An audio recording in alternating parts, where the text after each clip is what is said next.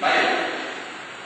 Nah, kemudian pelaksanaan ini sudah saya tangkap. Pelaksanaan merupakan kegiatan untuk merealisasikan rencana menjadi tindakan nyata dalam rangka mencapai tujuan efektif dan efisien. Rencana itu langsung akan dinilai jika dilaksanakan dengan efektif dan efisien. Artinya kalau sudah ada visi itulah yang dilaksanakan. Contoh, kami Muhammadiyah menulis terwujudnya kader dakwah yang partisipatif dengan jiwa Muhammadiyah. Salah satu prasyarat kami ijazah Muhammadiyah secara wajib menyampaikan khutbah di depan ini. Baru setelah itu kami berikan ijazah kepada yang bersangkutan, lalu kemudian kami lakukan ucapan semoga kelak menjadi orang-orang yang selalu beriman kepada Allah dan selalu menjadi sinar matahari terang, memberi kesulitan kepada masyarakat, kepada semua pihak, kepada alam semesta, engkau dalam menjadi tiba bagi yang lain. Dia bersangka, keeksikan nama. Itu Pak.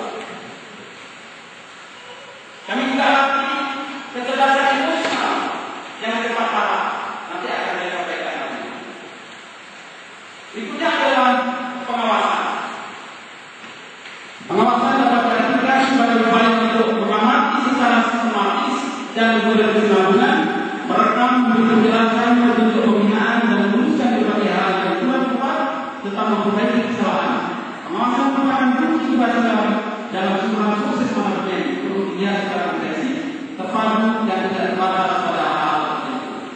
Artinya supaya ini dapat berjalan dengan baik perlu diawasi. Pendukung, maka rencananya kami sudah menjalankan kepada pemerintah ke depan. Kepala sekolah yang terpilih di lembaga pendidikan di tingkat pendidikan dasar dan khususnya harus melalui fit and proper test, melibatkan komite sekolah, berarti pendidikan dan pihak lain untuk kita uji kecakapan dan kepatutannya. Tidak seperti yang sekarang ini, tidak dibaca yang dalam waktu Google di awal. Hanya kita kaji kepala sekolah. Berapa kebijakan sekolah. Usul punya usul instruksi. Usul punya usul operasinya. Kalau begini jalannya secara lakukan, maka semua itu akan menjadi sebuah kendala yang sangat besar tengah-tengah dunia pendidikan. Seharusnya siapapun yang menjadi kepala sekolah perlu diberikan ruang yang cukup untuk debat secara keilmuan yang kita sebut dengan fit and proper test, uji kelayakan dan kepatutan. Atas dasar itulah saya kabulkan didukung oleh semua pihak secara kolektif dan atas dasar itu beliau bertanggung jawab kepada segenap lapisan masyarakat.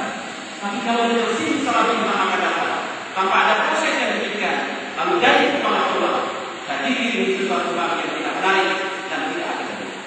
Pertanyaan saya, pernah Bapak dan Ibu mengikuti sebuah fit and proper test calon-calon sekolah-sekolah paling tidak dari kabupaten Magetan? Pernah? Pernah? Dalam ketentuan pemerintah dianjurkan? Dalam ketentuan komite sekolah yang dianjurkan?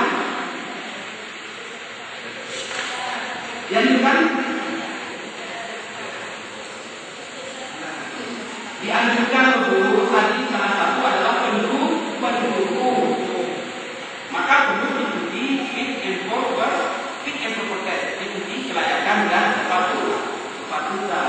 Siapa yang dilibatkan pertama? Komite sekolah, orang tua wali murid, kemudian OSIS, kemudian pemerhati pendidikan, majelis pendidikan daerah, dinas pendidikan, semua ikut serta mendengarkan debat